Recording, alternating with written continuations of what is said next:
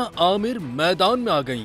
जाली वीडियोस किसने शेयर की? हानिया आमिर ने खुद ही ढूंढ निकाला। पाकिस्तानी डिम्पल गर्ल हानिया आमिर के नाम से जाली नाजेबा वीडियोस सोशल मीडिया पर वायरल हुई तो हानिया आमिर एक्शन में आ गईं।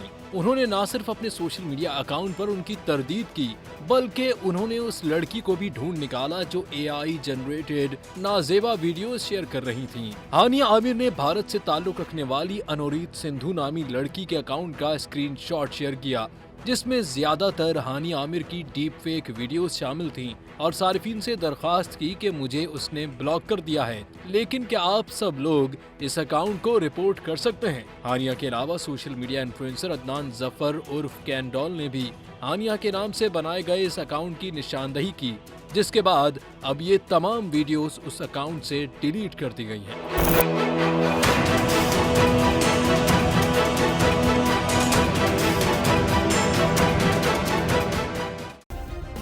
सब्सक्राइब करें और बेल दबाएं ताकि कोई खबर रह न जाए।